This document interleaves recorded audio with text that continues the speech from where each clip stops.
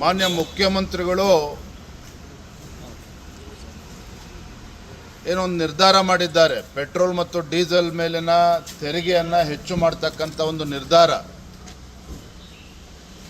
ಇದು ಒಂದು ಜನವಿರೋಧಿ ನಿರ್ಧಾರ. ಇದು ಮುಖ್ಯಮಂತ್ರಿಗಳು ಏಕಾಏಕಿ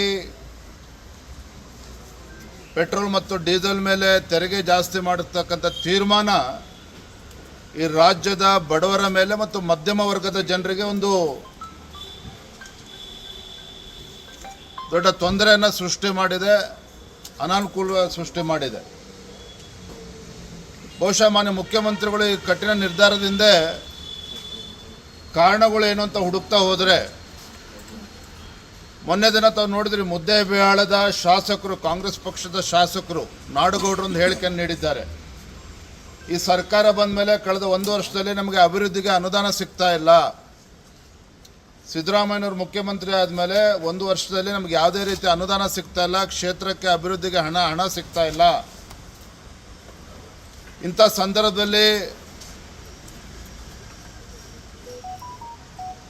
ನಾನು ರಾಜಕೀಯ ಮಾಡ್ತಕ್ಕಂಥ ಇಚ್ಛೆನೂ ಕೂಡ ಕಳೆದುಕೊಂಡಿದ್ದೇನೆ. ನನ್ನ ಶಾಸಕ ಸ್ಥಾನಕ್ಕೂ ಬೇಕಾದ್ರೆ ರಾಜೀನಾಮೆ ಕೊಡ್ತೇನೆ ಅನ್ನೋ ನಿಟ್ಟಿನಲ್ಲಿ ಕಾಂಗ್ರೆಸ್ ಪಕ್ಷದ ಶಾಸಕರೇ ಹೇಳಿಕೆಯನ್ನು ನೀಡಿದ್ದಾರೆ. ಇದು ರಾಜ್ಯದ ಕಾಂಗ್ರೆಸ್ ಸರ್ಕಾರದ ಆಡಳಿತಕ್ಕೆ ಹಿಡಿದಿರ್ತಕ್ಕಂಥ ಕೈಗನ್ನಡಿ. ಇದು ಯಾವ ರೀತಿ ಆಡಳಿತ ನಡೆಸ್ತಾ ಇದ್ದಾರೆ ಕಾಂಗ್ರೆಸ್ ಸರ್ಕಾರ, ಮುಖ್ಯಮಂತ್ರಿಗಳು ಅಂತಕ್ಕಂಥದ್ದು ಮೇಲ್ನೋಟಕ್ಕೆ ಕಾಂಗ್ರೆಸ್ ಪಕ್ಷದ ಶಾಸಕರೇ ಇವತ್ತು ರಾಜ್ಯದ ಜನರ ಮುಂದೆ ಬಿಚ್ಚಿಟ್ಟಿದ್ದಾರೆ. ಹಿಂದೆ BJP ಸರ್ಕಾರ ಇದ್ದಾಗ ಬಸವರಾಜ ಬೊಮ್ಮಾಯಿಯವರು ಮುಖ್ಯಮಂತ್ರಿಯಾಗಿ ತಮ್ಮ ಸ್ಥಾನಕ್ಕೆ ರಾಜೀನಾಮೆ ಕೊಟ್ಟಾಗ ಕರ್ನಾಟಕ ರಾಜ್ಯ ಇವತ್ತು ರೆವಿನ್ಯೂ ಸರ್ಪ್ಲಸ್ ಇತ್ತು. ಅಂಥ ಒಂದು ಕರ್ನಾಟಕ ರಾಜ್ಯ ಕಳೆದ 1 ವರ್ಷದಲ್ಲಿ ಸಿದ್ದರಾಮಯ್ಯನವರ ಕಾಂಗ್ರೆಸ್ ಸರ್ಕಾರದ ಅವಧಿಯಲ್ಲಿ ಯಾಕೆ ಇಂಥ ಹದಗೆಟ್ಟಿದೆ ಆರ್ಥಿಕ ಪರಿಸ್ಥಿತಿ? ಒಂದು ಕಡೆ ಭ್ರಷ್ಟಾಚಾರ, ಮತ್ತೊಂದು ಹಣಕಾಸಿನ ನಿರ್ವಹಣೆಯಲ್ಲಿ ಸಂಪೂರ್ಣವಾಗಿ ವಿಫಲ ಆಗಿರ್ತಕ್ಕಂಥ ಮಾನ್ಯ ಮುಖ್ಯಮಂತ್ರಿಗಳು. ಇದರ ನಡುವೆ ಇದಕ್ಕೆ ರಾಜ್ಯದ ಜನ ಬೆಲೆ ತೆತ್ತಕ್ಕಂಥ ಒಂದು ಸಂದರ್ಭವನ್ನು ಸೃಷ್ಟಿ ಮಾಡಿದ್ದಾರೆ ಈ ಕಾಂಗ್ರೆಸ್ ಸರ್ಕಾರ. ಮಾನ್ಯ ಮುಖ್ಯಮಂತ್ರಿಗಳ ನಿರ್ಧಾರ ರಾಜ್ಯದಲ್ಲಿನ ಬಡವರಿಗೂ ಕೂಡ ತೊಂದರೆ ಆಗ್ತದೆ, ಮಧ್ಯಮ ವರ್ಗದವ್ರಿಗೂ ಕೂಡ ತೊಂದರೆ ಆಗ್ತದೆ ರಾಜ್ಯಾದ್ಯಂತ. ಹಾಗಾಗಿ ಭಾರತೀಯ ಜನತಾ ಪಾರ್ಟಿ ಹೋರಾಟವನ್ನು ನಾವು ಕೈಗೆತ್ತಿಕೊಂಡಿದ್ದೇವೆ. ನಾನು ಇವತ್ತು ಕೂಡ ಮಾನ್ಯ ಮುಖ್ಯಮಂತ್ರಿಗಳ ಆಗ್ರಹ ಮಾಡ್ತೇನೆ, ತಮ್ಮ ಉಡಾಫೆ ಮಾತುಗಳನ್ನು ಬದಿಗಿಟ್ಟು ಪಕ್ಕದ ರಾಜ್ಯದಲ್ಲಿ ಹೀಗಿದೆ, ಪಕ್ಕದ ರಾಜ್ಯದಕ್ಕಿಂತ ನಮ್ಮ ಕರ್ನಾಟಕ ರಾಜ್ಯದಲ್ಲಿ ಇನ್ನೂ ಕೂಡ ಟ್ಯಾಕ್ಸಸ್ ಕಡಿಮೆ ಇದೆ, ಇದೇ ರೀತಿ ಉಡಾಫೆ ಮಾತುಗಳನ್ನ ಇನ್ನೂ ಕೂಡ ಮುಖ್ಯಮಂತ್ರಿಗಳು ಮಾತನಾಡ್ತಾ ಇದ್ದಾರೆ. ತಮ್ಮ ಮೂಲಕ ಮಾನ್ಯ ಮುಖ್ಯಮಂತ್ರಿಗಳಿಗೆ ಅವರ ಹೇಳಿಕೆಯನ್ನು ನೆನಪು ಮಾಡಿಕೊಡೋದಕ್ಕೆ ಇಚ್ಛಪಡ್ತೇನೆ. ಸೆಪ್ಟೆಂಬರ್ 21 ಮಾನ್ಯ ಮುಖ್ಯಮಂತ್ರಿಗಳು ಹಿಂದೆ ನಮ್ಮ BJP ಸರ್ಕಾರ ವಿರುದ್ಧ ಹೇಳಿಕೆಯನ್ನು ಕೊಟ್ಟಿದ್ದರು. ತಮಿಳುನಾಡು ಮುಖ್ಯಮಂತ್ರಿ MK ಸ್ಟಾಲಿನ್ ಪೆಟ್ರೋಲ್ ಡೀಸೆಲ್ ಮೇಲೆ ₹3 ಕಡಿತ ಮಾಡಿದ್ದಾರೆ. ಇದು ಸೆಪ್ಟೆಂಬರ್ 21ರಲ್ಲಿ ಹೇಳಿರ್ತಕ್ಕಂಥದ್ದು.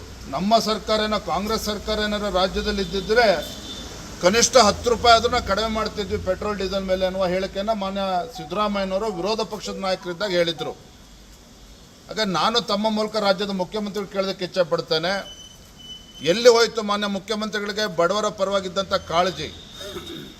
ಬಡವರ ಬಗ್ಗೆ ಉದ್ದುದ್ದ ಭಾಷಣ ಮಾಡ್ತಕ್ಕಂಥ ಈ ಕಾಂಗ್ರೆಸ್ ಮುಖಂಡರು, ಮಾನ್ಯ ಮುಖ್ಯಮಂತ್ರಿಗಳು ಯಾಕೆ ಈ ರೀತಿ ಕೆಟ್ಟದಾಗ ನಡ್ಕೊಳ್ತಾ ಇದ್ದಾರೆ? ಈಗ ತಾನೇ ಬರಗಾಲದಿಂದ ರೈತರು ಕಂಗಾಲಾಗಿದ್ದಾರೆ, ಬರಗಾಲದಿಂದ ಹೊರ ಬರ್ತಕ್ಕಂಥ ಸಂದರ್ಭ.